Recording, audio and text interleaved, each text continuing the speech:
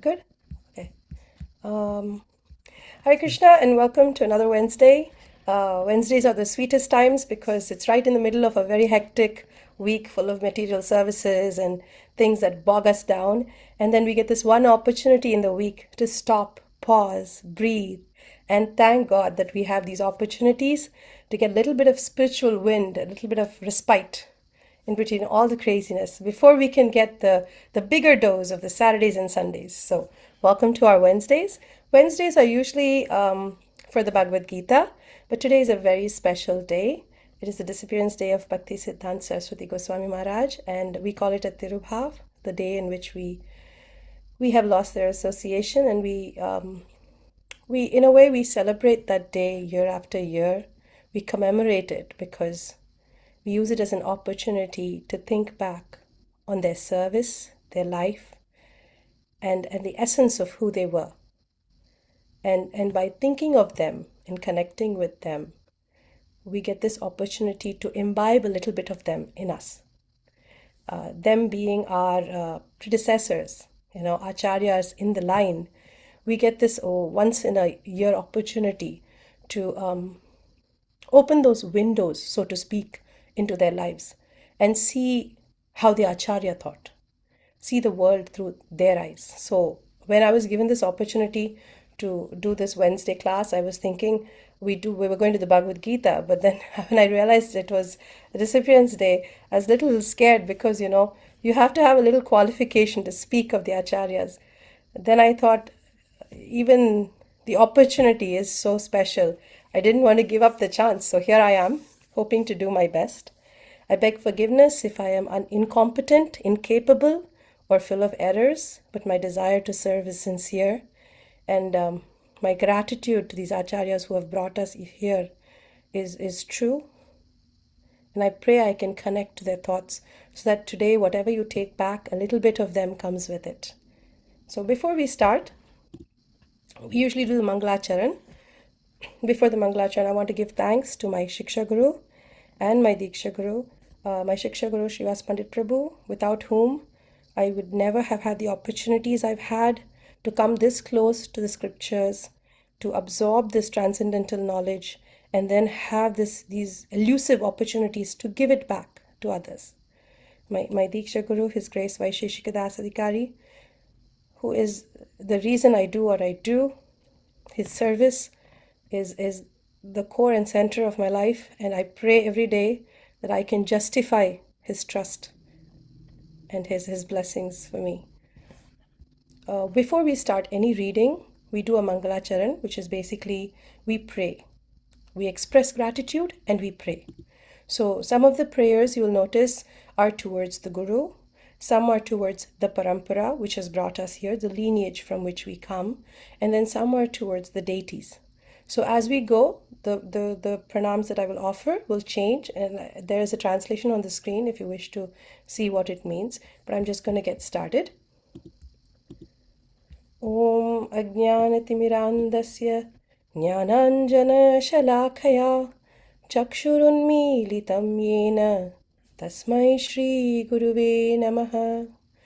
Shri Chaitanya Manobhishtam Stapitam Yena Bhutale Swayam Rupa Kada Mahyam Dadati Swapadantikam Vandeham Shri Guru Shri Yuta Padakamalam Shri Gurum Vaishnavamscha Shri Rupam Sagrajatam Sahagana Raghunatanvitam Tam Sajivam Sadvaitam Savadhutam Parijana Sahitam Krishna Chaitanya Devam Shri Radha Krishna Padan Sahagana Lalita Shri Vishakhanvitamscha Vancha Kalpatarubhyascha Kripa Sindhubhya Eva Cha Patitanam Pavanebhyo Vaishnavebhyo Namo Namaha. Namo Mahavadanyaya Krishna Prema Pradayate Krishnaya Krishna Chaitanya Namne Gauratvase Namaha. पञ्चतत्त्वात्मकं कृष्णं भक्तरूपस्वरूपकं भक्तावतारं भक्ताख्यं नमामि भक्तशक्तिकं। हे कृष्ण करुणा सिन्धो दीनबन्धो जगत्पते गोपेशा गोपिका कान्ता राधाकान्ता नमोऽस्तुते। जयतां सुरतौ पङ्गोर्मम मन्दमतिर्गति मत्सर्वस्य पदाम्भोजौ राधामदनमोहनौ दिव्यावृन्दारण्यकल्पद्रुमदा श्रीमद्रत्नाङ्गरसिंहासनस्थौ श्रीमद्राधा शीलगोविन्ददेवौ प्रेष्ट्यालिभिः सेव्यमानौ स्मरामि। श्रीमान् रासरसारम्भी वंशीवटततस्थित कर्षवेणुस्वनैर्गोपीनाथ श्रियेस्तु नः। तप्तकाञ्चन गौराङ्गी राधे वृन्दावनेश्वरी वृषभानुसुते देवी प्रणमामि हरिप्रिये। जय श्री कृष्ण चैतन्य प्रभु नित्यानंदा श्री अद्वैत गदाधार श्रीवासादि गौर भक्तवृंदा। हरे Krishna Krishna Krishna Hare Hare Hare Rama Ram Rama Hare Hare. Today, because it's a very special day, I would like to add in the Mangalacharans for our gurus so that we can offer those prayers.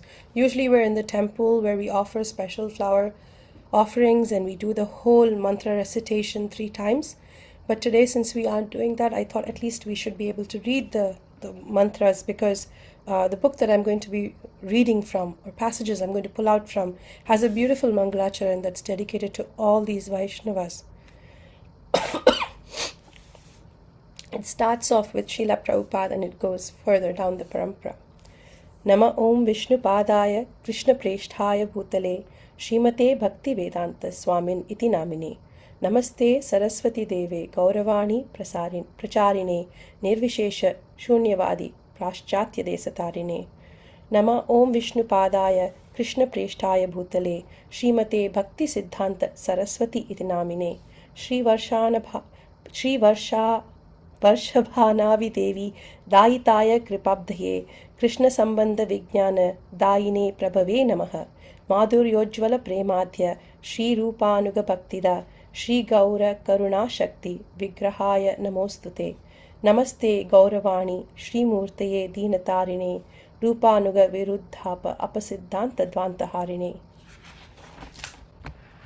नमो गौर किशोराय साक्षात् वैराग्यमूर्तये त्रिप्रलम्ब रसाम्बोधे पादाम्बुजाय ते नमः। नमो भक्ति विनोदाय सच्चिदानंद नामिने गौरशक्ति स्वरूपाय रूपानुगवरायते। गौर आविर्भाव भूमेस्त्वं निर्देशत सज्जन प्रिय वैष्णव सार्वभौम श्री जगन्नाथाय ते नमः। ग्रंथेर आरंभे कोरे मंगलाचरण गुरु वैष्णव भगवान तीनेर स्मरण। तीनेर स्मरण होय विघ्न विनाशन अनयासे होय निज वांछित पूर्ण. So the last shloka that I recited in Bengali states that I offer homage at the beginning of this book. I invoke auspiciousness by remembering the Guru, the Vaishnavas and Bhagavan. Tinera Smarana. By remembrance of these three, all obstacles are removed. Vigna Vinashana. Anayase Hoya Nija Vanchita Purna. Personal desires are easily fulfilled. So the reason we make these offerings is because there's so many things when we try to make a presentation. There's so many times that we fall short, we fail because we don't have the strength or the sadhana or the depth that is required to transfer this information completely. But with their blessings, being the servant of the servant of the servant, even our disqualifications qualify us to ask for help. Actually, our disqualification is the greatest qualification, because we are allowed then to ask for help. And asking for help from all three, we end up being able to do what we desire to do, which is to transfer this knowledge. Before we start, we will do the Jai Radha Madhav. It's a small song that Prabhupada is very fond of. And it's very sweet and it's short. And I will not stress you out too much with my voice, so we'll keep it really simple. Okay? Jayo Radha Madhava Jayo Kunj Bihari जयो राधा माधवा जयो कुंज बिहारी जयो गोपीजन वल्लभा जयो गिरिवरधारी जयो गिरिवरधारी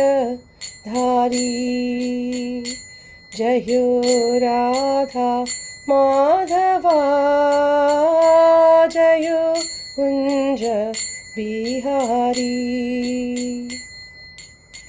जसोदानन्दन व्रजजनरञ्जन यशोदानन्दन व्रजजनरञ्जन यमुनातीरावन चारी यमुनातीरा वनचारी जयो राधा माधवा जयो कुंज बिहारी जयो राधा माधवा जयो कुंज बिहारी जयो गोपीजन वल्लभा जयो गिरिवरधारी जयो गिरिवरधारी जयो राधा माधवा जयो कुंज बिहारी जयो राधा माधवा जयो Kunj Bihari. Krishna is the lover of Radha. He displays many amorous pastimes in the groves of Vrindavan. He is the lover of the cowherd maidens of Vraj, the holder of the great hill named Govardhan, the beloved son of Mother Yashoda, the delighter of the inhabitants of Vraj, and he wanders in the forests along the banks of the river Yamuna. Such is our Radha Madan Mohan. So let's start. I thought a lot about how I was to present this amazing Thakur to us, this amazing Acharya who, from the start of his very early life, has spent almost all of his energy in understanding and spreading the Siddhanta. I felt very unqualified to do it. Then I remembered that I have a very qualified person who has already provided us with all the information about this wonderful Acharya. And I remembered that we have the Bhaktisiddhanta Vaibhava, written by Bhakti Vikas Swami Maharaj. And His Grace Bhakti Vikas Swami Maharaj has written many books. He's prolific with his writing, but this is one of his, maybe his magnum opus. It's a 3-volume set, and it covers the life of Bhaktisiddhanta Saraswati Goswami Maharaj. It talks about his early years, his pre-sannyas, his mission, and his the early days of the mission, the expansion, and then his wrapping up of his pastimes.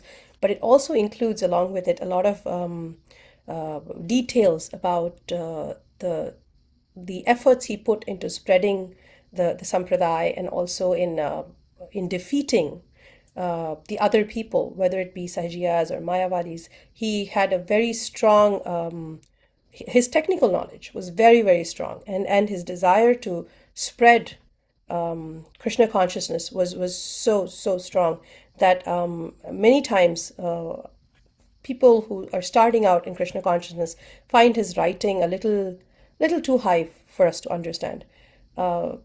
It's always like, when we start with Srila Prabhupada. Srila Prabhupada makes everything so simple and sweet.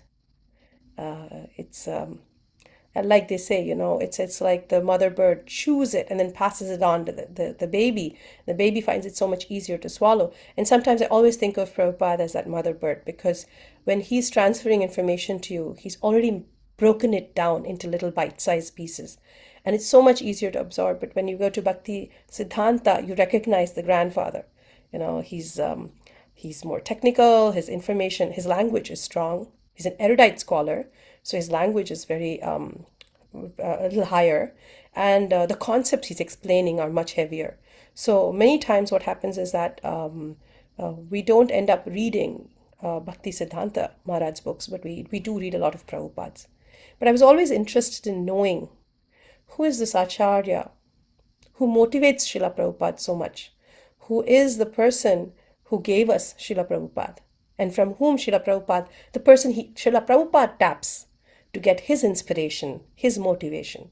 So it's really something that we think about as disciples and grand disciples and great grand disciples, about where we come from and who are these people. So one of the things that I love about this book is that the early years of Bhaktisiddhanta Maharaj are beautifully portrayed in this book. The author had enough time and space to put it out in a very clear, very detailed and elaborate style, which covers a lot of interesting points. So before I get carried away and keep talking, let me get to the main part. Bhaktisiddhanta Maharaj was born on February 6th, 1874. And he was born in Jagannath Puri, and he was born to Bhakti Vinod Thakur and his wife, and this is his second wife. And when he was born, Bhakti Vinod Thakur at that time was a great proponent of Krishna consciousness. He was promoting the teachings of Lord Chaitanya and had made a lot of headway. He had enormous contributions towards bringing back or reviving Krishna consciousness, and at that time, he really, really wanted to be able to spread this knowledge everywhere. It says in the book, his longing for East and West to unite in Krishna Bhakti might have seemed a dream. Then one night, in a dream, Lord Jagannath told Srila Bhaktivinoda Thakur, I didn't bring you to Puri to execute legal matters, but to establish Vaishnava Siddhanta. Srila Bhaktivinoda Thakur responds, your teachings have been significantly depreciated and I lack the power to restore them. Much of my life has passed and I am otherwise engaged. So please send somebody from your personal staff so that I can start this movement. Lord Jagannath directed him to pray to the deity of Bimala Devi. And in this way, just as Chaitanya Mahaprabhu appeared in response to the call of Sri Advaita Prabhu, Bhaktisiddhanta Saraswati Maharaj was sent by Lord Chaitanya to fulfill the prayers of Srila Bhaktivinoda Thakur. Even before Bhaktisiddhanta Saraswati's advent, his great-grandfather had predicted from his deathbed that an extraordinary sadhu would take birth in Srila Bhaktivinoda Thakur's home. When the astrologer was commissioned to calculate the chart of Bhaktisiddhanta, he says, I have done many horoscopes in my life, but I have never before seen one replete with all the signs of an eminent personality. This child will become world famous as a teacher of the ultimate goal of life. So when we see Bhakti Vinod Thakur, he's extremely capable. It's not that he couldn't do it alone on himself, but if you see his life and his flow, and it was very interesting to, after reading through this, to compare Bhakti Vinod Thakur with Bhakti Siddhanta Saraswati Maharaj and see how father and son, how their lives, the flow of their lives, how their early years were and how they took to Krishna consciousness and what was their focus. If you see Bhakti Vinod Thakur, he was a magistrate. He had a very important job. He was deeply entrenched in his in the world around him. He had commitments that he was taking care of, and despite that, if there was anybody we should look to towards time management, it was Bhakti Vinod, because he would use every minute of his time the best that he could. He would, if you see his daily schedule, he'd have it really well mapped. So despite being such a busy person and such a person with so many things, so many things on his plate, he would always find time to write. He was a prolific writer. His bhajans are some of the best in the world. And despite doing all this, he still couldn't completely give up everything around him and surrender to the service because of the way his life was made.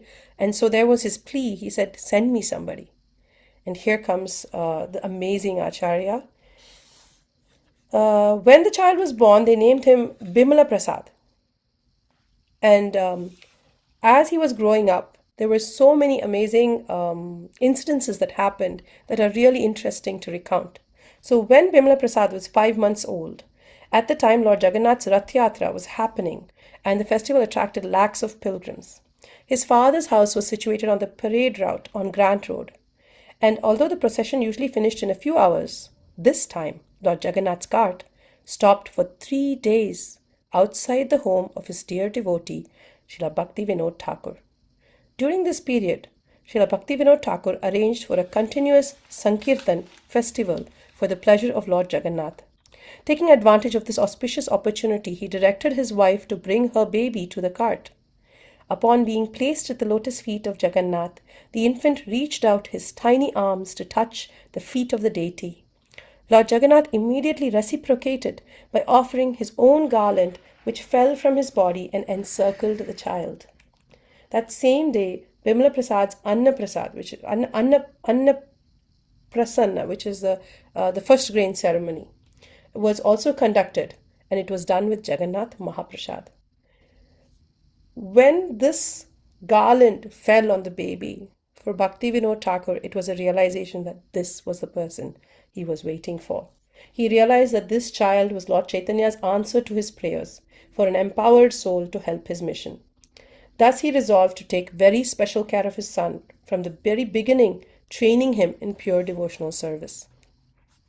So there was this dream, and then when you see his chart too, when the Jyotish calculates his chart, he says this is going to be an amazing personality. And from Jagannath's mercy, they realize that yes, this is the child. And Bhakti Vinod Thakur, being the great Acharya that he was, he recognized that, as a parent, how heavy, what was at stake and how heavy his responsibility was. So if you notice, for this child, Krishna consciousness starts at the very, very beginning. And unlike others, as we see along, Bimala Prasad has a very deep attraction to the holy name and to Shastra.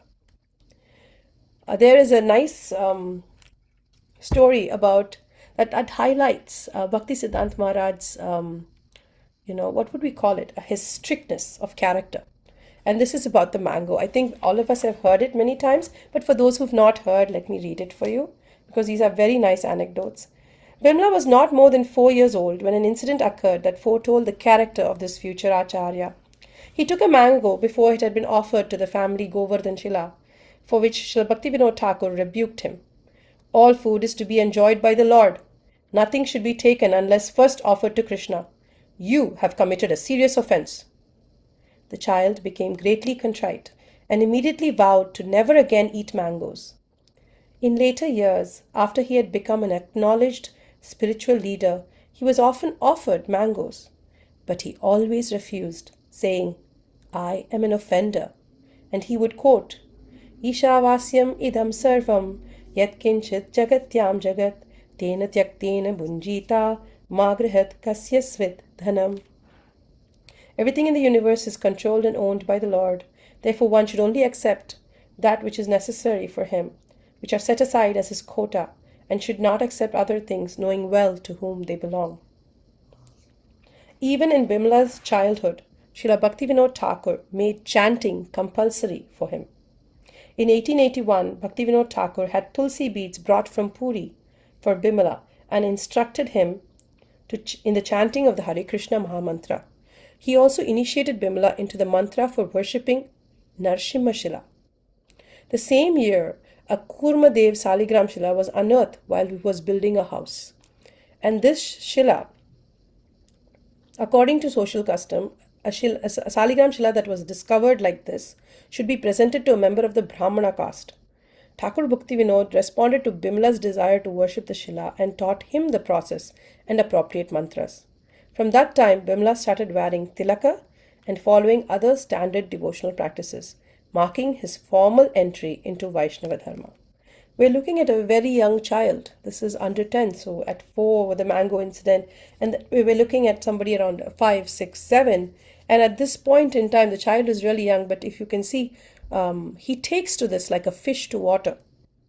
Bhaktisiddhanta Maharaj has this very accepting mood, and Bhaktivinoda Thakur makes sure that he inculcates the doctrines of Krishna consciousness very early in the child's life. He starts chanting very early, he starts taking care of the shilas, and in the process, devotional service becomes second nature. While still very young, Bimla composed two Sanskrit verses describing the impression of Lord Chaitanya's feet melted in stone within the Jagannath temple.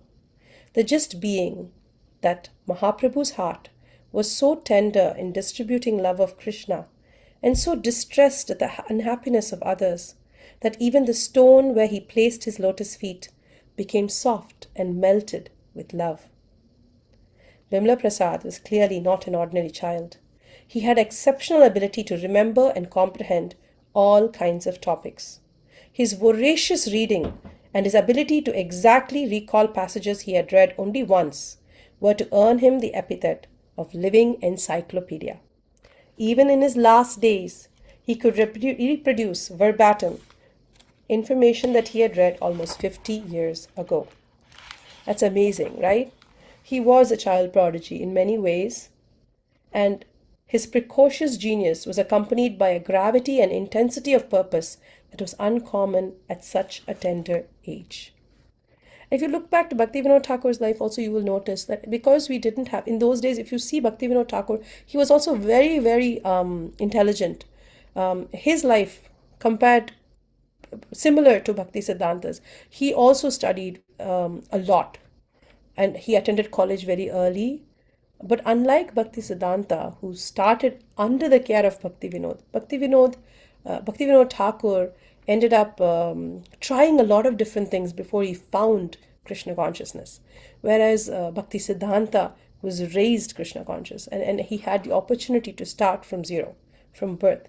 And both of them are amazing acharyas, but it's just interesting to watch and observe how how much more Bhaktisiddhanta, Bhaktivinoda gave Bhaktisiddhanta to make sure that this child would carry on the mission.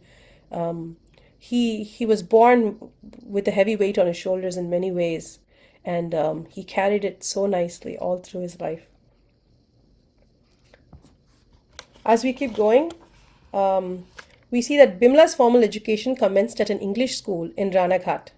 He was admitted to Oriental Seminary in Calcutta, and by the age of 7, he had memorized all the verses of the Bhagavad Gita and could explain their meanings according to Vaishnava Siddhanta. He was then transferred to a school just outside Calcutta, and then after going there, he started studying Sanskrit grammar and Jyotish. So you're looking at a child who's about 7 to 8 years old, and here starts his interest in Jyotish. And we will see as we go along how much of that, how amazingly capable he was in that area of astrology and making predictions. Jyotish is a science, and he was extremely adept at it. Bhaktivinoda Thakur keeps track of this child. He's constantly training him, teaching him, keeping him with him, so that he is exposed to the way of life of the Vaishnavas and the people, and he's not exposed to things that are not needed or are not helpful for Krishna consciousness. Bhaktivinoda Thakur apportioned a part of Bhakti Bhavan for the Vaishnava depository, which consisted of a library adjoined by a press called Sri Chaitanya Yantra, and thereupon resumed publication of Sajjana Toshini. He trained and engaged Bimla in all aspects of its printing and publishing, including editing, proofreading, typesetting, and operating the machines. Bimla even learned the mechanics of the presses, including detailed knowledge of all their components, and he could diagnose and repair malfunctioning equipment. In 1885, Bhaktivinoda Thakur took Bimla along with his other sons to visit a few places of Lord Chaitanya's pastimes in Bengal. Arriving late one evening on the outskirts of Kulinagram, a settlement whose former inhabitants were very dear to Chaitanya Mahaprabhu, the father and sons were accorded repose in a temple. They were given place to sleep in a temple. Next morning, upon entering the village, they were asked by the local people how they had spent their night. Upon hearing the answer, the village people were amazed and said, "How could you have slept there? No one can stay there peacefully. It's haunted by a Brahma Rakshasa who pitches stones and bricks at anyone passing by after dusk." Srila Bhaktivinoda Thakur replied, "Yes, that ghost did try to disturb us, but I loudly chanted the Hare Krishna Mahamantra and he went away." Learning that this person was Srila Bhaktivinoda Thakur, whom they already knew so much about having read his books, the villagers became very obedient and then started asking further questions. "How did you quell that ghost by chanting Hare Krishna?" "Previously, he was a priest at this temple, and he chanted Hare Krishna throughout his life." "How did he become a ghost, and how could your chanting expel him?" So they weren't sure what happened to the priest that made him a ghost, but they do know that he chanted very regularly. So they were very curious to know what stopped him from behaving that way. Srila Bhaktivinoda Thakur told him that the priest must have vibrated only the syllables of the name, thus producing a physical, lip-deep sound, lacking spiritual essence. When Bhaktivinoda asked about his character, they replied, "He was no good. He committed many sinful acts, but he used to recite Harinam almost constantly." Srila Bhaktivinoda Thakur further explained why the priest could not have been truly chanting. Sinful people with the intention of acquiring wealth and reputation make a show of kirtan, but that is merely cheating.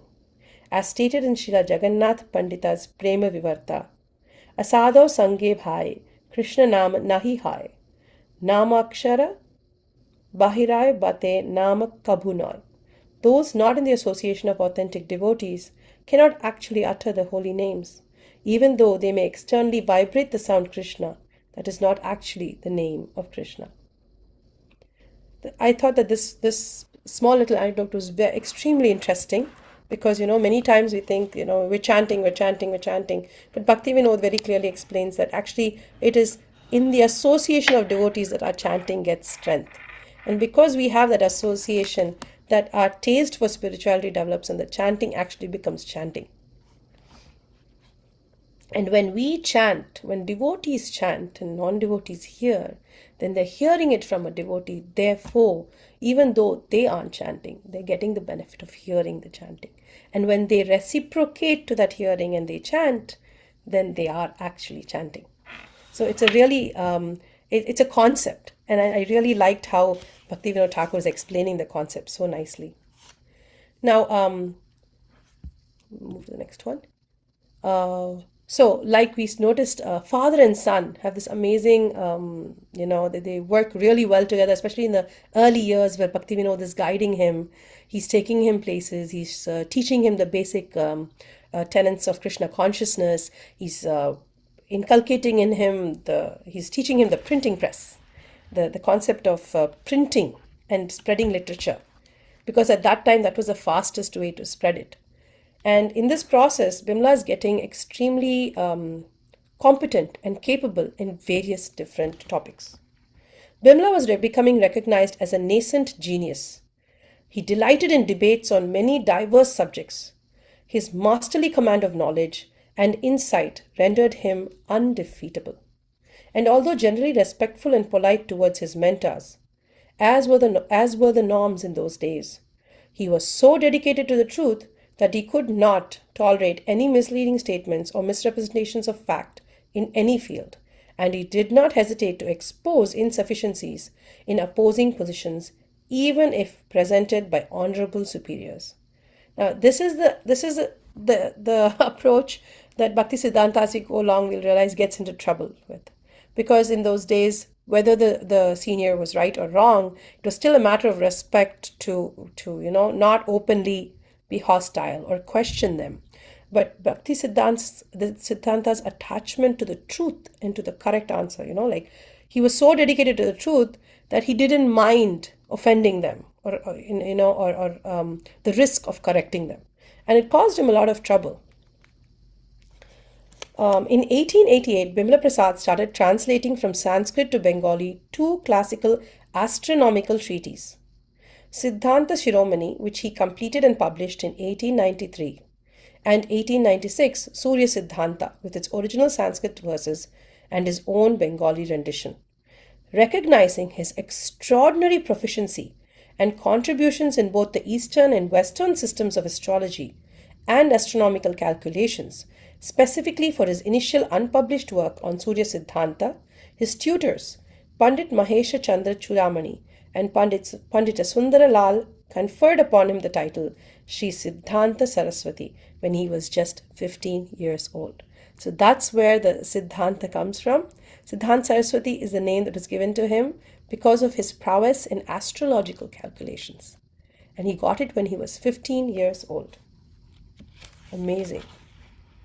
So as I was going through the books, and there are three of them, I was looking for information that we didn't get a chance to hear much about, and also something that we could carry in our hearts that would connect us more with this Acharya whom we unfortunately never had a chance to meet or even hear, because there's hardly much audio of his out there. But there's a lot of his writing and there's a lot of recorded information.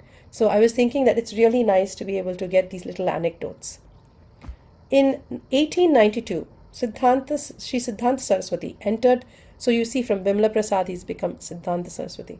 In 1892, Sri Siddhanta Saraswati entered the Sanskrit College in Calcutta. But he showed little enthusiasm for the prescribed books, being more interested in philosophical works in the college library. He kept Narottam Das's Prarthana and Prema Bhakti Chandrika in a drawer in his desk at Bhakti Bhavan, and while pretending to do homework, he would instead read them, during which he was once caught by a family elder and stiffly reprimanded.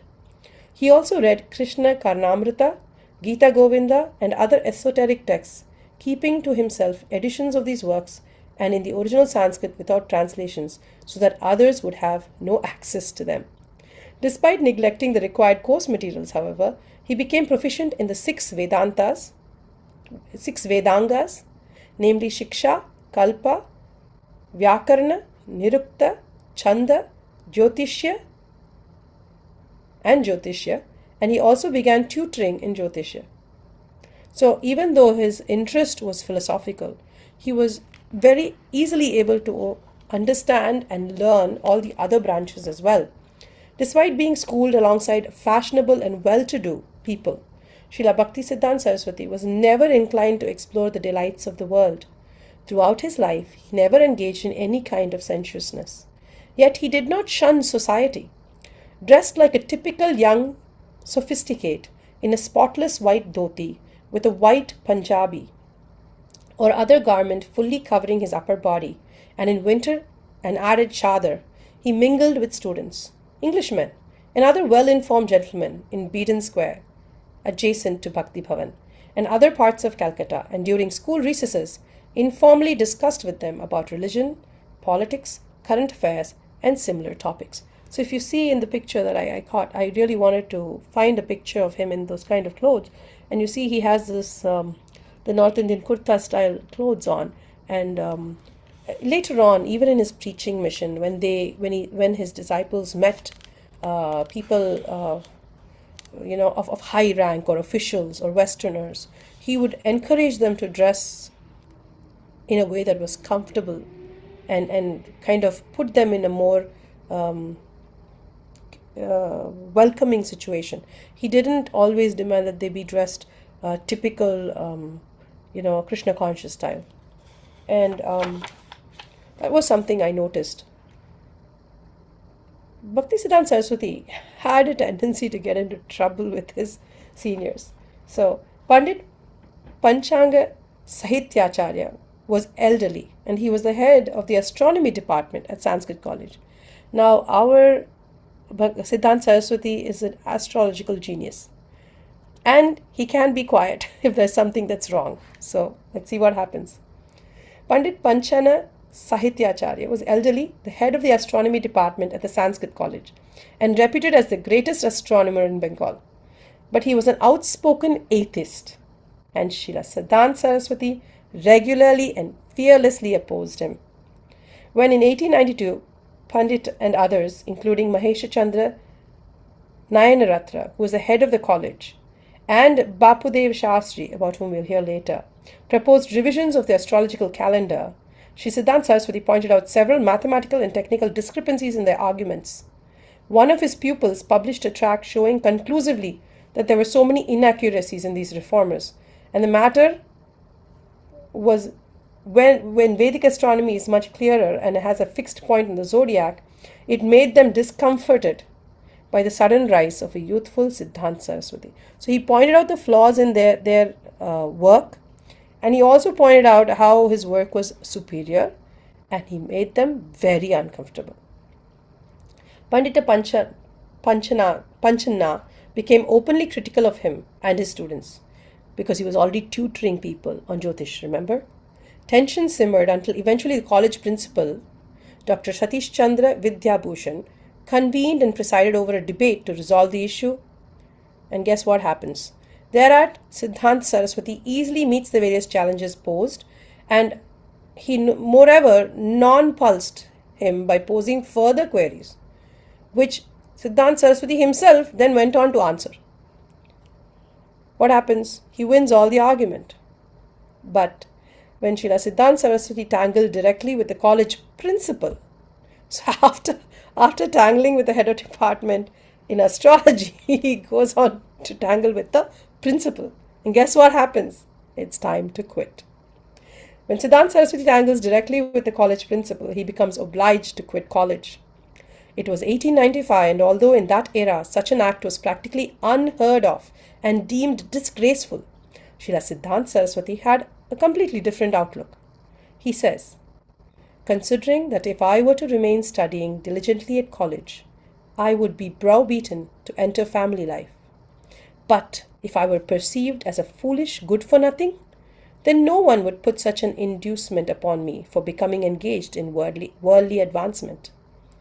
I left the Sanskrit college, and to maintain my life for service to Hari, I sought an honest occupation with a modest income.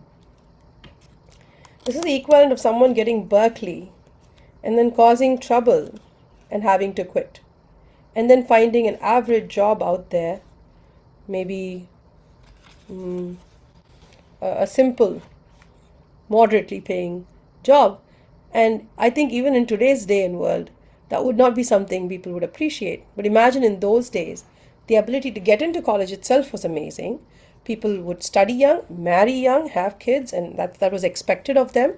And at that point in time, here comes this amazing erudite scholar, a genius, who decides to quit college. So college in, and now it's college out. Bhaktisiddhanta Saraswati Maharaj enters his pre-sannyas period. Now he has quit college, smart lad, who's very, very capable, but he has quit college. After quitting college, Bhaktisiddhanta Saraswati remains at home for some time, taking dictation for Bhaktivinoda Thakur's upcoming classic, Jaiva Dharma. Requested by the king of Tripura, Maharaj Virachandra Dev Varma Manikya Bahadur, to visit the state capital, Agartala, Bhaktivinoda Thakur goes, July 1895, and takes with him Siddhanta Saraswati. Bhaktivinoda Thakur, on all the 4 days, lectures at the royal palace, and his unique talks on Namatattva and Chaitanya Leela enthrall the Maharaj and his Pandits. Srila Siddhanta Saraswati did not think it proper that he be maintained by his father. So, accordingly, Bhaktivinoda Thakur's fourth son, Kamala Prasad, who was Maharaj Virachandra Deva's Diwan, introduced Siddhanta Saraswati to the king. So once they were there for 4 days, he got introduced to the king, and whereupon he was retained to be a sub-editor of Raja Ratnakara, a compilation of the biographies of the rulers of Tripura. So there was service to be done under that ruler, under that king, and he chose to start doing that. I have heard a lot about Bhaktisiddhanta, about his mission, about his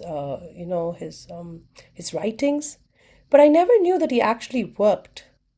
This was new to me, so it was very interesting, and I thought, oh wow. So he actually did work for quite a few years.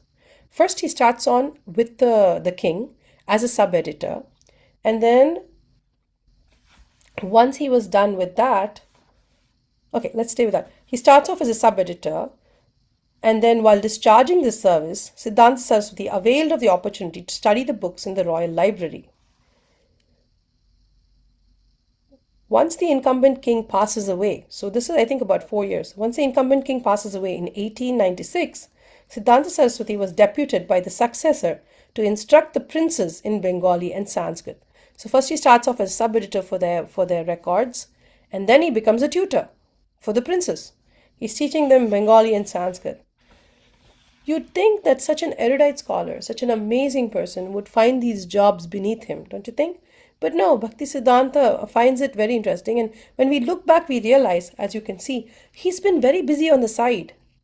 It's not that he's just a tutor and the rest of the day he's sitting around. No, he actually is very, very busy publishing books, establishing associations and schools, and he's been doing so many things on the side to not only working on what his knowledge, but also in spreading it. Uh, I don't think at this point there's that much of Krishna conscious, uh, preaching or stuff going on. More that he's in Jyotish at this point in time. So he publishes three different Jyotish publications around that time. This is the area or period in his life when Jyotish prevails. That is the priority, where his mind is very focused on that, and he's writing a lot of books basically on Jyotish. He establishes Saraswata Chatushpati. Saraswata Chatushpati is established as an academy for advanced Jyotish in Calcutta because they felt that for a long time they didn't have that opportunity. Bengali students had to go to Banaras to study.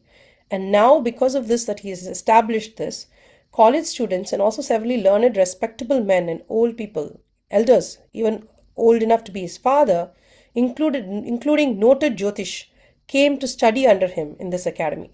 So he was doing that as well on the side. He wasn't exactly free. The study and practice of Jyotish, especially in Bengal, was extremely impacted and redefined by this academy and far outstripped the Jyotish department at the Sanskrit College in Calcutta. Remember all his arguments with the Sanskrit astrology chair? He ends up starting an association that does even better. And that's just how Bhaktisiddhanta Saraswati Maharaj is. Bhaktisiddhanta Saraswati floated another Jyotish monthly, Jyotirvid, which is the fourth one now. This is the fourth one, the publication. Directed the publication of Sri Navadip Panjika, which is the fulfillment of the desire of Sri Jagannath Das Babaji Maharaj, who had praised Srila Bhaktivinoda Thakur of the need for an almanac. So, this Sri Navadipa Panjika is an almanac. This was requested by Bhaktivinoda Thakur's guru, and they wanted an almanac which was made for Krishna conscious people, for Shuddha Bhakti. Because at that time, the only almanacs that were available, calendars, spiritual Vedic calendars that were available, were all being maintained by smarthas. And they didn't want to use that. So, because Bhaktisiddhanta was available and he was erudite with Jyotish, he helped them make the almanac. Just as in Sri just as in Sri Harinam Amrita Vyakaran, Srila Jiva Goswami explained every word and grammatical case by utilizing the name of Hari. In Sri Navadvipa Panjika, Sri Siddhanta Saraswati promoted Harinam by employing different names of Vishnu for each month, fortnight, and day. Additionally, he gave dates of Vaishnava festivals, proper and improper time frames for performing samskars, and auspicious and inauspicious times for undertaking various activities. Throughout his much travelled life, he undertook journeys only during astrologically propitious times. So, astrology, Jyotish, stayed with him all his life. He would always notice and always follow them. Siddhanta Saraswati's astrological explorations never negated his pursuit of bhakti, which was always the main focus of his life. For any course of action that he was contemplating, he did not rely solely on astrology, but confidently accepted Srila Bhaktivinoda Thakur's advice as superior, even if it contradicted his own astrological prognosis.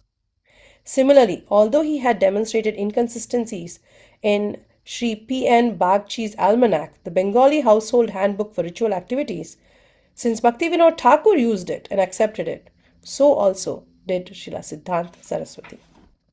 So this shows how, you know, uh, it beautifully shows how when you're following somebody, and this example comes up to me many times in my Krishna consciousness, when I'm asking a senior or a devotee and I'm saying, well, it says like this and it's like that. And then many times my guide, my senior, um, my mentor, will tell me, well, the temple president or the person whom we follow, your guru or whoever, if he is not following that and he's doing something else, it's better that we don't try to act smart and we just follow through. And if it's okay for guru, it's okay for me. And that's an expression that I've learned to inculcate. If it's okay for my guru, it's more than okay for me. I'm not going to use textual information or any other information to kind of justify that I would do something in a different way. Because if Guru is doing it, then it's fine by me. And in a way, that's what Bhaktisiddhanta is doing. He recognizes that maybe it's not Jyotishli the best thing to do. He recognizes that maybe that almanac is not the best almanac. He's actually offered a better one. But if his father, his Shishya Guru, is using it, then so will he. And that's such a beautiful observance, don't you think? Observance of Chaturmash. So, Chaturmas, Bhaktisiddhanta started observing Chaturmasya very carefully from 1897. He began to observe Chaturmash, this 4-month vow of austerity, which is usually followed by people in the Vedic path. Gaudiyas had been neglecting it, largely due to erroneous propaganda of certain Sahajiyas that it was basically a karma kandi activity. So many had given up on the Chaturmash at that time, and taking inspiration from Srila Jagannath Das Babaji Maharaj, who rigidly followed Chaturmash, Srila Bhaktivinoda Thakur had reintroduced the vow according to the directions of Hari Bhakti Vilas and other Shastriya rules meant for curtailing sense gratification during these 4 months. Although Shastra gives allowance for partial observance of Chaturmas, you don't have to observe it in full force, Siddhanta Saraswati undertook the vow strictly, following all of its details. Once daily before sunset, he would take only rice cooked by his own hand with just a touch of ghee, no salt or spices, by the method known as go grasa, eating directly from the ground with no plate by sitting and leaning forward and not using the hands, and eating no more after once rising from that position.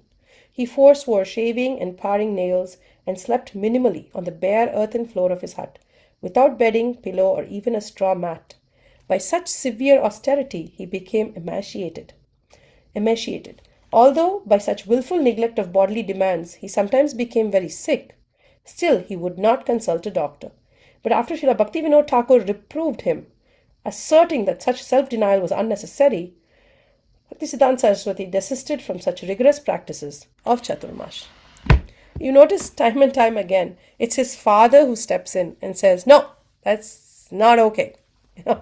I think somehow, when I look at the father and son, I get this feeling of Bhaktisiddhanta being this, gun-ho radical. He's like, you gotta do it, you do it 100%.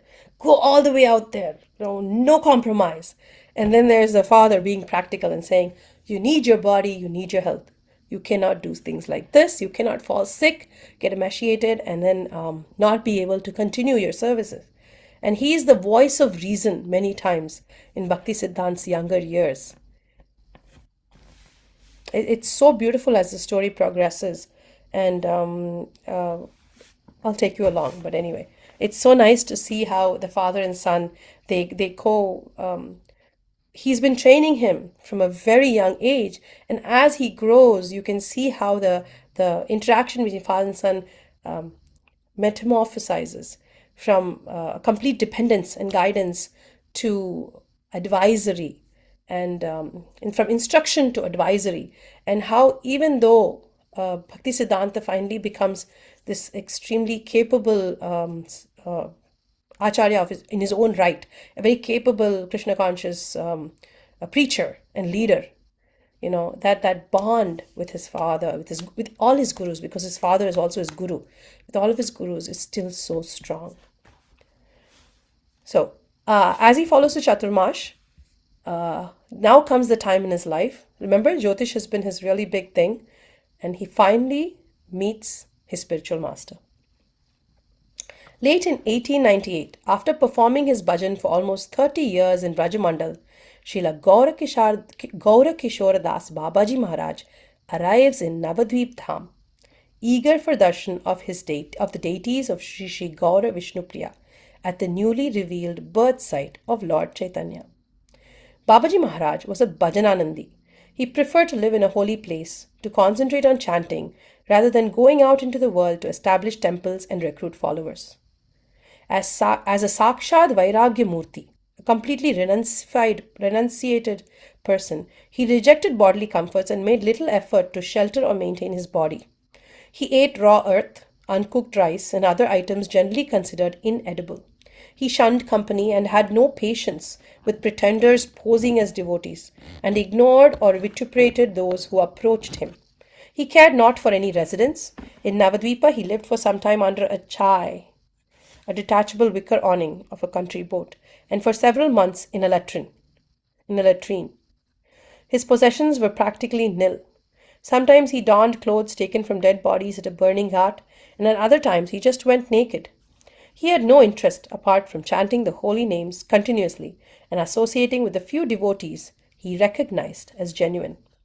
Towards the end of 1898, Srila Bhaktivinoda Thakur's newly constructed house in Swananda Sukhada Kunja, Srila Siddhanta Saraswati Goswami had his first darshan of Babaji Maharaj, who arrived wearing a tiger skin cap and carrying a basket containing puja paraphernalia, both of which had been given to him by the famed Sri Bhagavan Das Babaji of Kalna. Sri Siddhanta Saraswati became deeply struck upon hearing Babaji Maharaj recite a song articulating Srila Raghunatha Das Goswami's feelings for Srimati Radharani. So it wasn't a lecture, it was a song. He wrote down those esoteric verses and ensouled them as the essence of his own internal bhajan.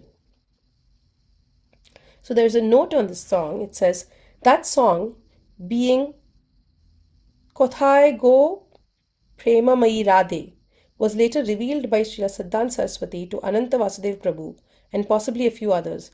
It was sung only on Babaji Maharaj's Tirobhav Titi at his Samadhi, yet not until after Srila Saraswati Thakur's passing was it published by Ananta Vasudev Prabhu. It seems inconsistent with Srila Saraswati Thakur's policy that this highly confidential text be widely distributed or recited. So we don't have that copy of that. Maybe we'll have to go look for it, but it's not usually widely recited or shared. Although many gurus, reputed gurus, desired to have Srila Siddhanta as their own, he detected their insincerity and spurned their offering and stood opposed to them. Bhaktivinoda Thakur had been his Shiksha Guru from birth. He had given him Harinam and mantras for worshipping Narsimha and Kurma Shilas. Yet, so that Srila Siddhanta Saraswati could attain additional spiritual shelter, guidance and inspiration for his future colossal service, Srila Bhaktivinoda Thakur sent him to Srila Gaura Kishore Das Babaji Maharaj for further initiation. Srila Siddhanta Saraswati was decidedly aristocratic, intellectual, and of exemplary virtuous deportment, whereas by external consideration, Babaji Maharaj was illiterate, cranky, and crude. Indeed, he was reputed to vehemently refuse persons who approached him for Diksha, even sometimes beating them with an umbrella. Predictably, he also declined to induct this would-be disciple, caring not a whit for his apparent good qualities. It shook Siddhanta Saraswati, who was accustomed to always being respected. Babaji Maharaj told him, I once accepted a disciple, but he cheated me and went away. I will not make any further disciples. But Srila Siddhanta Saraswati was not easily discouraged and again begged for mercy. Babaji Maharaj responded, I will ask Mahaprabhu. If he gives permission, your request will be granted. When after a few days Srila Siddhanta Saraswati returned and inquired, what was Mahaprabhu's order? Babaji Maharaj replied, Oh, I forgot to ask. And when Siddhanta Saraswati came back for the third time, he was directly refused. I asked, Babaji Maharaj said, but I did not receive the command of Mahaprabhu. Srila Siddhanta Saraswati was devastated. He stood up and uttered, Karuna na hoile kandiya, prana na rakhibo ara. Without your mercy, weeping and weeping, I will no longer sustain my life. Sri Siddhanta Saraswati resolved that however many times he might be refused, no further would he rotate in the world without gaining Babaji Maharaj's grace. Seeing this young aspirant's genuine desire and commitment, Babaji Maharaj relented. He told Siddhanta Saraswati to bathe in the nearby Saraswati, a tributary of the Ganges, and then return, after which he accepted him as a disciple. This was January 1900. Bhaktisiddhanta Saraswati reflects on this incident, saying, when out of false ego I was thinking, I am a great scholar of mathematics and philosophy. Let any big pandita come at any time, day or night. I will cut his propositions to pieces. At that time, I got the darshan of the lotus feet of Sri Gurudev. He ignored everything that was previously appreciated in me. My truthfulness, my moral and pious life, and my intellectualism, knowing them to be of little value. When I saw that he ignored whatever was good in me, I realized how good he himself must be, who could neglect so many good qualities. What inconceivable wealth he possessed. Being neglected by him, I understood that there was no one more fallen and contemptible than myself. That was my actual identity. The very things I adjudged desiderata, such as scholarship and uprightly character, this exalted soul regarded as valueless. I apprehended that within himself this noble personality possessed priceless treasure. I then pondered that either he is extremely puffed up or is exceedingly merciful. I then haughtily said to my Gurudev, you are a worshipper of that cheater and debauched Krishna. So why would you be compassionate to somebody like me, dedicated to ordinary morality? Humbly and sincerely I prayed to the Supreme Lord for his mercy. Later, by his grace, I recognized that without receiving the blessings of this peerless saint and without serving him, nothing good could happen to me. When I accepted that and acted accordingly, and then received the causeless, unlimited grace of my Sri Gurudev and refuge at his lotus feet, I deemed my life fulfilled. I had considered my Gurudeva to be unequaled in Vairagya, but somewhat short of learning. But he reduced to powder my audacity born of book learning. With the mallet of his mercy, he revealed that whatever I had adjudged to be the highest ideal was in fact the most low and despicable. When by his grace that instruction first entered my ears, my diminutive brain lacked the capacity to accommodate such transcendental knowledge. But to all fools like me, he gave the chance to hear such lofty topics. I have understood that if the people of this world do not receive the same jolt that I received from my Gurudev, then their consciousness will not awaken. Therefore, I am telling everyone, I am more foolish than anyone else on earth. Please, all of you, do not be foolish like me. Do not live your life within the limitation of calculating consciousness. Discuss Vaikuntha Katha and you will become a great person. I am telling you what I have realized to be supremely beneficial. So says Bhaktisiddhanta Saraswati, the most erudite scholar, the born genius, a person whom so many people want as their disciple, as their teacher, as their, on their team. And he says, I am the most fallen. I am the most, lowest of the low. It is so amazing that a person like that would be able to see. Imagine the insight he has to recognize the instructions of his Gurudev. That's what I found very, very interesting. He recognized it. Continuing to discharge responsibilities at Yogapeeth, Siddhanta Saraswati did not physically associate much further with his spiritual master. Occasionally, he crossed the Ganges to have darshan of his Gurudev and was always connected with him on the transcendental platform. Some years later, a gentleman attracted to the teachings of Srila Saraswati Thakur was accompanying him on a preaching tour in East Bengal. While they were coursing the waters from Goalondo to Narayanganj by steamer, he posited, As a Goshti Anandi, your whole way of life and outlook is quite different from that of your Guru Maharaj, who was a peaceful Bhajananandi. Srila Saraswati Thakur excitedly replied, "There is no disparity whatsoever in our purpose and intent." Indicating the clanking and whirling of the boat's engine, he explained that the moving parts were dependent on the battery, which, although small, silent, unmoving, and unseen, was the source of power for the whole operation. Similarly, he continued, "My Guru Maharaj was sitting and chanting and didn't mix with the public, but he is the battery for all my activities. Without him, I am nothing." Isn't that so amazing? I love the description with which Bhaktisiddhanta is explaining his connection to his Gurudev, how deeply devoted he is to his Guru, how deep is his understanding of his Gurudev and the qualities of his Gurudev, is it not? Bhaktisiddhanta is growing up. He has found his Guru, taken initiation, but he also has a lifetime of energy spent in Jyotish. Slowly, his desire to continue Jyotish goes away. Now that he's initiated, he's getting more and more deeper into the philosophy and into the services. He has practically forsaken all interest in Jyotish. His erstwhile students were reluctant, however, to forsake him, and they felt the loss of his leadership in combating proponents of the modernized approach to astrology, particularly the followers of Sri Bapudev Shastri. Remember when he was talking to his college chair of astrology, they were presenting some changes and he was arguing against them. One of the people in that group was this person, Bapudev Shastri. For decades, Bapudev had been revered as a great authority on Jyotish, especially after releasing a Bengali translation of Surya Siddhanta, which had been commissioned by a Christian minister from America, specifically to interpret Vedic cosmology as comparable with the Copernican system. So he had done all this work, and he was now promoting something new. He was publishing more volumes and promoting knowledge of European astrology and was trying to modernize Indian astrology. His pupils dominated the astronomical scene in Banaras, and his conclusions and techniques were finally challenged by Bhaktisiddhanta Saraswati at Saraswata Chatushpati, which is his academy.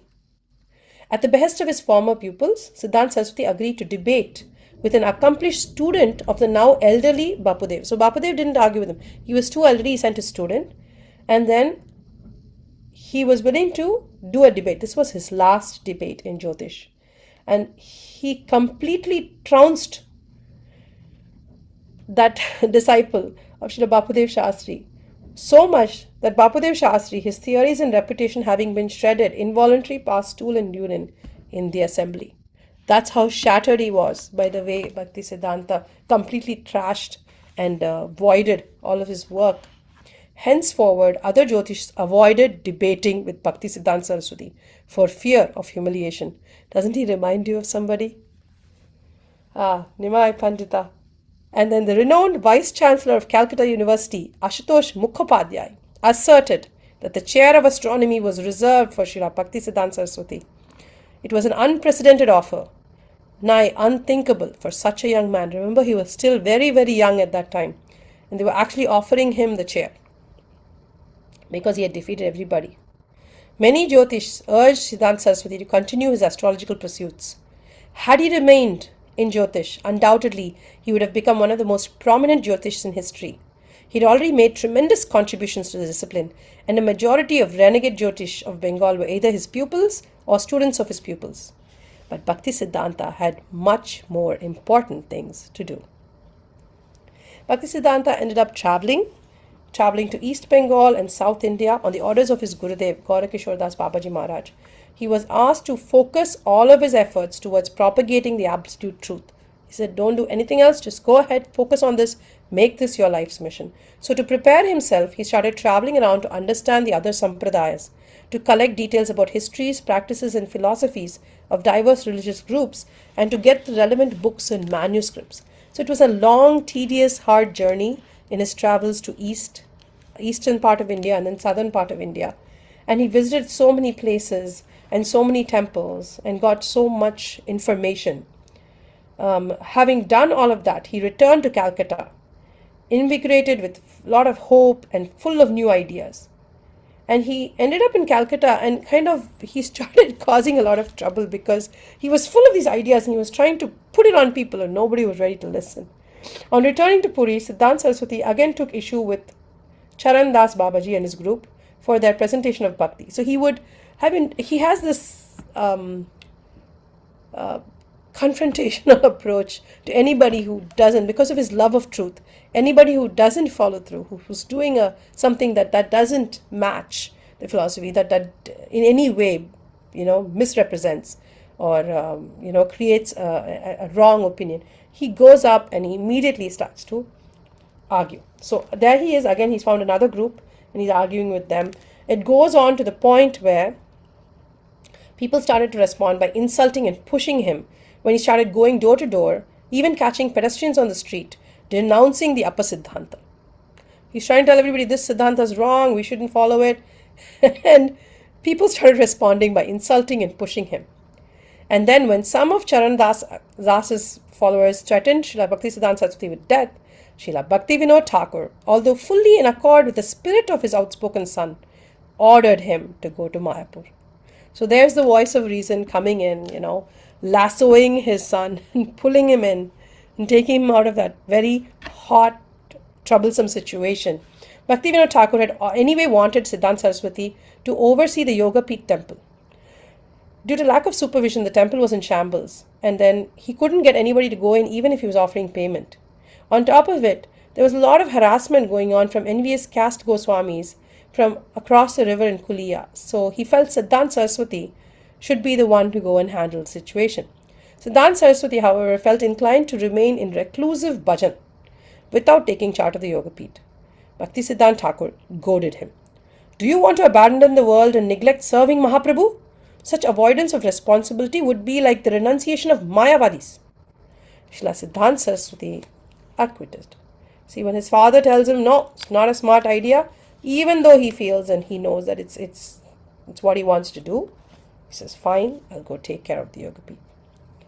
During 1905, at the age 31, Siddhanta took a vow to chant daily at least 3 lakh holy names. He chanted on Japamala given by Srila Bhaktivinoda Thakur, who had himself used them, the beads, to fulfill a vow of chanting 1 billion holy names. Sri Siddhanta Saraswati's Satakoti Nama Yajna, which he performed before a deity of Lord Chaitanya, lasted just over 9 years and 4 months and was punctuated with lots of struggle and many colorful incidents, including attempts to throw him out of Mayapur. He was determined to continue his service no matter what. There's never a non-colorful day where Bhaktisiddhanta is involved. There's always something going on. Bhaktisiddhanta Saraswati Maharaj cleared an overgrown area in the Yoga Peeth and made a grass hut. He lived there from 1905 to 1909 among his books and manuscripts. So he does his japa over a period of nine and a quarter years, but for first part he's living there in that hut. Whenever the rain leaked through the roof thatch, he sat under an umbrella and continued his chanting. Occasionally he took black pepper to offset the nausea caused by his virtual fasting, and in the heat of summer he would close the door and go on chanting all day and all night. He only ate once daily. He cooked plain rice in a clay pot and ate nothing more. He slept minimally on the earthen floor and bathed in the Ganges, and for the rest of the time chanted day and night on the beads Bhaktivinoda Thakur had given him in childhood. Srila Gaurakishore Das Babaji Maharaj remarked, I see the renunciation of Srila Rupa Raghunatha manifest in my Prabhu. Even when executing his vow, Siddhanta managed the affairs of the Yoga Peeth. He wrote extensively and included an elaborate commentary on Sri Chaitanya Charitamrita. He spoke at length to occasional visitors who took trouble to approach that remote spot. And despite living like this, he was gradually becoming known as an extraordinary ascetic scholar and uncompromising exponent of devotional bhakti. So even though a devotee might try to distance himself and keep himself away from the quagmire of the general public and the opinions and everything, look how the Lord manifests. And he turns out that people get to know him more and more though he's actually avoiding them more and more. Uh, there are so many stories in this book, so many detailed chapters that it's just amazing to read. I stuck to the early years because I found a lot of interesting information. I found this connection between guru and disciple so unique, and it's an in-depth, it's a depth of information that I did not find anywhere else. This connection that Bhaktisiddhanta had with his Guru Maharaj, his early years, his connection with his father and his Shiksha Guru, all of this comes together. As he grows, the next step for him after he does Mayapur in Yoga Peeth and he goes on is to start the printing press. So we move on in his life where we see that Bhaktisiddhanta Saraswati's vow to chant a billion names is coming close to completion. And then he decides that his next task is to found a press and produce books. So as he comes to the end of his vow, he realizes that his next step should be to publish. Many of Bhaktisiddhanta Thakur's writings were still unpublished, as were several important palm manuscripts in the Thakura's collection. But due to political disturbances caused by anti-British sentiment, it was virtually impossible to gain authorization to establish a press in rural areas. Furthermore, it's impractical to run modern machinery in the countryside, far from technical support. Thus, Bhaktisiddhanta had to travel to Calcutta. Remember, he was in Mayapur, handling the Yoga Peeth. He came to Calcutta with an application and requisite for fees for starting a printing press there. While the police processed the request, he went back to Mayapur. 9 days later, he returned to Calcutta and began looking in the Kalighat suburb for a suitable property to rent, and after a lot of search, he sealed a 1-year lease for a stately compound that included 4 buildings, a pond, a brick surroundings, and a ghat. For a sadhu to let an upmarket city property was unheard of. Who would pay money for something like that? Yet from the beginning, Siddhanta Saraswati was ready to break with stereotypes and do whatever was required for spreading the Sankirtan movement. The monthly rent, 36 rupees, was but a trifle for this superb estate, available so cheaply. So Siddhanta Saraswati spent most of the remainder year based in Kalighat. A handful of associates stayed with him, and now and then friends and acquaintances dropped by. Every night he held kirtan and distributed harikatha. After much delay, the approval was granted, and in April 1913 he installed a printing machine and typeset facilities at the Kalighat estate and named the operation Bhagavata Yantra. Within a few months, he had published parts of Chaitanya Charitamrita, accompanied by Amrita Pravaha Bhashya and his own Sartha Varshini Tika. He had published Rasika Ranjana and Gaura Krishnodaya, an epic poem in Sanskrit by the Oriya poet Govinda Das. And then finally, in January, when the lease expired on the property, he moved the Bhagavad Yantra to Vrajapatana.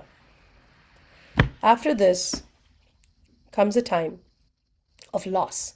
And this is the last thing I think I'll be able to share with you before we completely run out of time. I know there's so much more I want to share with you. And I was thinking I would have more reading to do because I made all these notes about his interactions with his disciples, which are so, so sweet. And that take us a little further into this whole idea of, what kind of a guru was he? What was his thing, And we realize that Bhaktisiddhanta, I wanted to share with you Bhaktisiddhanta as a guru and how he would, how he would interact with his disciples. That's one of the things I wanted to share, but I think we don't have time for that, so we will have to stick to just this much. I'm trying to move back. It doesn't seem to be allowing me to do that. Okay, we lost that page. Okay, at this point in time, the acharyas start to leave. Just like all good things must come to an end, he is, Bhaktivinoda Thakur is leaving the planet.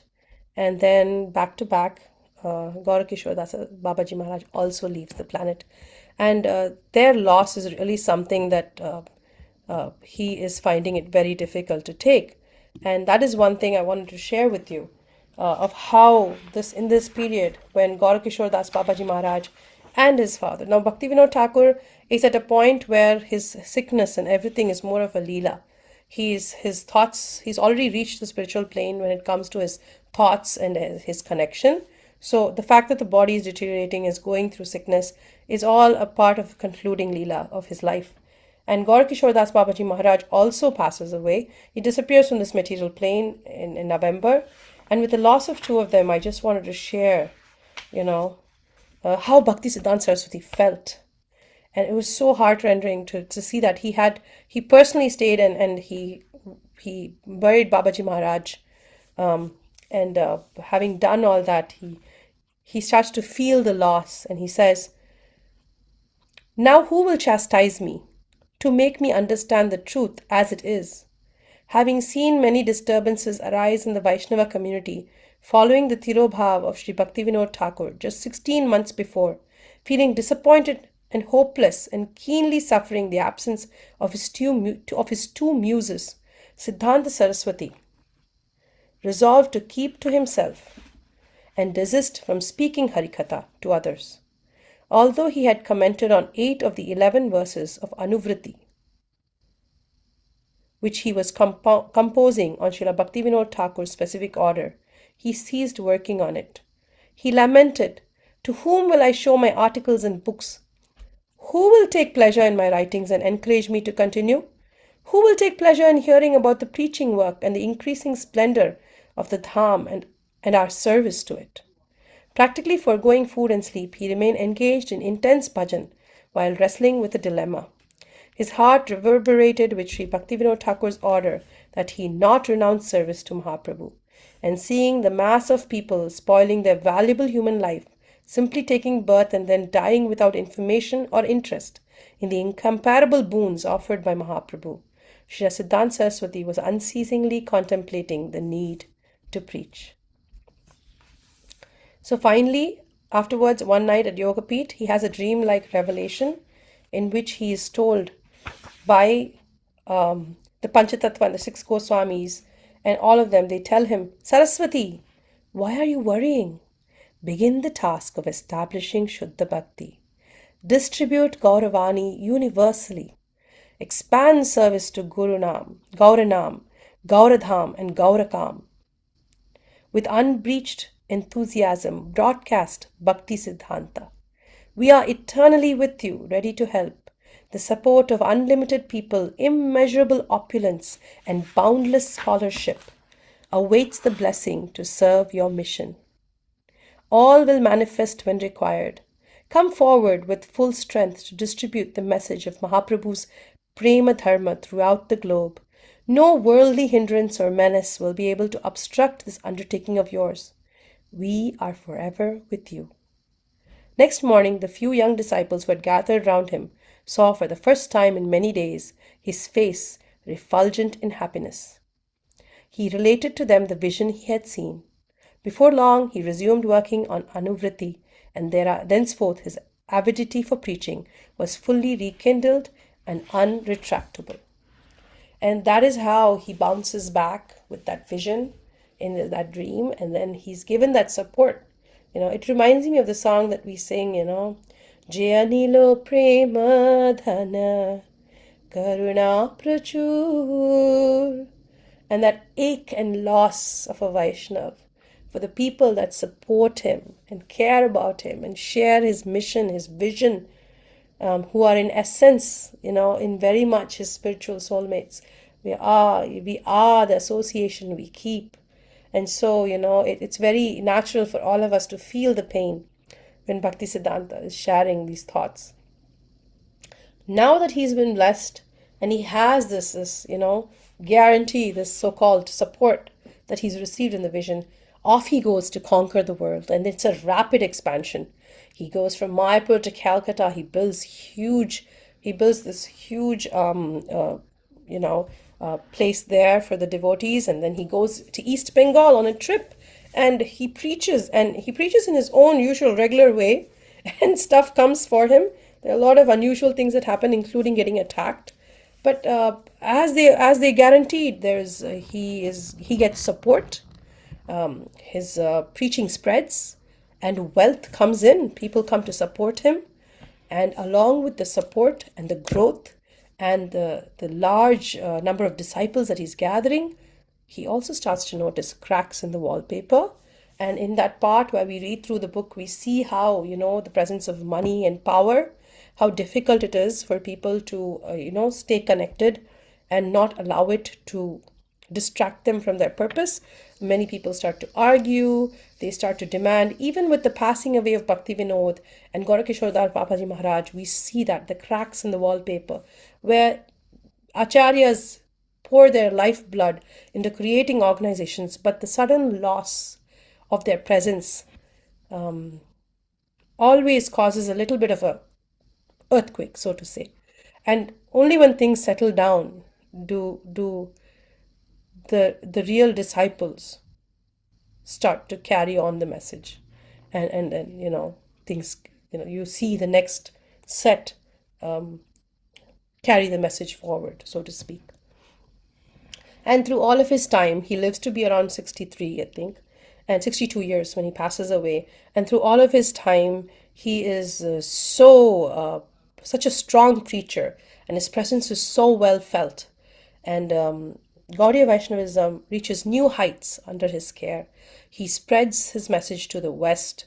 He sends his disciples to preach.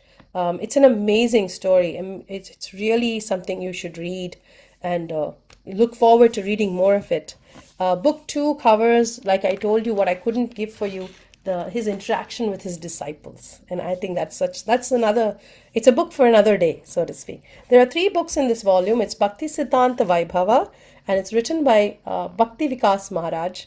If you found any of this information soothing to the heart, or if you feel it connects you to the acharya, then I do recommend you buy the set and read it yourself. I bought it many years ago when I was a new devotee in Krishna consciousness. I didn't have that much money to buy stuff around, and we never do, right? Because the books packages are always expensive. But I had been waiting, and I had got $100. I think my brother had given me, and then suddenly I was there at the temple one fine day like this. I was there. It was a Saturday, and I think Damodar Vamsidhari Prabhu was presenting his Gurudev's. It was the Tirubhav day, and then he was presenting. And in the end, he announced, "We have a deal, and then we're giving this book for just $99." And I said, "Give me one. I have the money." And that's how I was blessed with this set. It's much more expensive now, but it's still worth it. Still worth it. It's still affordable, and having gone through it, I realized that it's actually a very easy read. The story flows beautifully, and the insights, the sincerity with which Maharaj has given us the insights into Bhaktisiddhanta's life actually allows us to understand this acharya from a personal point of view, not just as the lion among preachers and the erudite scholar, but the human inside, the one who's connected to his the connection to his disciples, the connection to his guru, his own personal challenges. You can read it all if you get to the book. So what can I do? I mean, it's we could never say I'm tired when we hear wonderful stories, but I thought on his disappearance day, if we could think of him and read about him, then maybe from somewhere Bhaktisiddhanta would smile upon us and bless us with the opportunity to understand Krishna consciousness just a little bit more. And that would be so gratifying. The mission of Chaitanya Mahaprabhu, it's what we are here for, it's what we do, it's why we are Vaishnavas. All the acharyas before carried it on. My Gurudev is doing his part, and we must do ours. We are at the end of our December marathon. We're coming close. If any of you feel like you've not done enough, now is the time to wake up and do more. If you want to participate, then please come and join us. We got a deadline. We've got books to put out there, hearts to win, lives to save. Come join us and make it happen. And do read Bhaktisiddhanta Vaibhava. So that's all from me for today, for our Wednesday session. I hope you enjoyed it. I hope there was at least a little bit of something that was of value or interest to you. If it was a complete flop, I do beg forgiveness. I am not an extremely capable scholar, so it must have been my fault. But if you found anything wonderful or appealing, or anything you could appreciate, it's certainly the mercy of my Gurudev and my Shiksha Guru, without whom none of this is possible. It's corny, but I still say I thank God every day that I am me. Being a Vaishnav is the biggest blessing in the whole world. I wouldn't exchange it for anything. So, thank you so much for this opportunity. Hare Krishna. Let me stop the share. Hare Krishna Prabhu, do you have anything to say? Hare Krishna Mataji. Yeah, I mean, one thing when we are, uh, recanting all the pastimes of the Siddhanta Thakur, it seemed that he was so much attracted to purity of things, right? Like Mhm. even the truth should not be diluted; it should be pure. And I think because of that nature, he was attracted to Gaur Kishore Das Babaji. He was, as you said, he's not at all a scholar, illiterate person, but his bhakti was so pure that he just, thought that if I have to learn bhakti, then I have to go to this person, basically. It's a Uh, very interesting point, Prabhu, because actually he says when he's explaining his Gurudev that I thought I was smarter than him. He does express because yeah, it's the natural instinct of a person who loves to read and right. gather knowledge that it's one of our biggest fall downs that we think we're smarter. But Right. what I really found very interesting is not that he thought he was smarter, but that he Yeah. could translate Maharaj's behavior in a way Hmm. I would have never understood Maharaj's behavior in that way. But he says it like he sees all my good qualities to be useless. So he must have something even more valuable in Yeah. him. And I Yeah. was like blown apart. I'm like, I don't think I will think like that. Yeah. Yeah. And then That that showed that shows, he was a very humble person actually. yes. Although his behavior showed like that externally, he was actually a very humble person. That's what he was very curious about truth. So he read almost everything, every book in the world, I think, at Mhm. that time, right? He wouldn't send people to his Gurudev when he was, I Mm. remember reading through that. He was saying, they were like, why you don't think, because Maharaj doesn't come. He said, no, you won't understand him Mm. and you will offend him. I Yeah. don't want you people to go there and offend cause offense for yourselves. Just stay Yeah. away. Yeah. And Yeah. yeah, I think I think it's a Guru Shishya thing. Yeah. He was made to be his shishya. It Mm. just worked. Yeah. And Yeah. also Bhakti Vinod Thakur, amazing how he recognized Yeah. that this is where he should This send is him. where he should be. And Then it's he so will be amazing, complete. right? How many times he comes and pulls him back as a Yes. father. Yes. Yes. Yes. And these cracks in the wall, that one, I think Srila Prabhupada learned that, if I have to really make this institution stand in this world and spread throughout the world, um, I have to make sure that not a single temple out there saves any money. You Mm, get money, you yeah, immediately spend it. This was Srila Prabhupada's instruction. You immediately spend it, print books, do prasadam, distribute, whatever you do, you don't keep money. Because if you have money, then you will have all these power structures and then, cracks will start. So Srila Prabhupada had a and he would give this example actually about Gaudiya Math. yeah, You know yeah. what, and like what Bhaktisiddhanta Thakur was towards the end of his this thing, Leela, right? What he Mm. was saying, he didn't want to commit that mistake. Don't, no Yeah. saving of money. But it Spend was a it blessing immediately. that turned out not so, because when you see the vision that he had, we Yeah. understand why this opulence and this whole thing, it just manifested. That's why I Mm. wrapped it out at that point because it made so much sense. Yeah. Why, the journey from him starting off to the point where even without his muses, without both Mm. gurus, he had to go on Yeah. and make it happen, right? We Mm. see that. We see I felt his when he misses his Gurudevs, and I felt Srila Prabhupada, when he was sweeping the samadhis and crying, it had a very similar, all Vaishnavas are very similar in Yeah. their approach. Yeah. They miss their Gurudev, they pray for connection, and then Krishna steps in. And he is the glue, right? Yeah. So nice. Mhm. Yes. I'm always happy to Very see you, sweet. Prabhu. Get to Just share. like Krishna. Just like Krishna. The gurus are also very sweet. Yes, very true. Yeah. Actually, that's why I think we really missed not reading the portions in the book about his interaction with his disciples because it's Yeah. exactly what you said. It's very, very sweet. Yeah. Those who don't read about Bhaktisiddhanta always think of him as this, Yeah. on a Lion-hearted. pedestal, Yeah. very strict, Lion very guru. domineering. But actually, Mm, he's full of love mm, and he's very caring. And, Bhakti, our Srila Prabhupada learns that from him, how to be personal with your mm, disciples. And that mm. comes from Bhakti Siddhanta. And I didn't realize till I read through that, oh, this is all Prabhupada. Like you can Yeah. see the nature passing down from Guru to Shishya. It's there. Yeah. So, yeah, Yeah. that would be interesting. And we can now see those in the Srila Prabhupada's disciples as well. Yes, Yeah. yes. See the same thing, the same Very quality because, accepting, very forgiving, yeah. mostly non-judgmental, Right. trying to keep them in the path no matter how difficult, how challenging. Some of those examples are beautiful. Mm. We can Okay. Thank stop you, here, Prabhu. Mataji. It was We're over very time. beautiful lecture, very engrossing. Oh, The thank way you. you delivered those pictures and all that you got is very I was really worried when I excellent. took this up. No, no, I'm no. very This was happy the great. book helped. You did Thank you, excellent. Bhakti Vikas Very Maharaj, nice. He is for a, all your Jai Shri Prabhupada. Vancha kalpatarubhyascha kripa sindhubhya vacha patitanam pavanebhyo Vaishnavebhyo namo Thakur Jai. वैष्णविंद की जय, मंजुलाकांता माता जी की जय, Jai. Shila Thank you, Prabhupada की Ashe जय, Madhav भक्त Prabhu ki वृंद की Jai, for जय. always being here and hosting us. Thank you, Prabhu. Such a Because we have pleasure. speakers like you, that's why. Hare Krishna.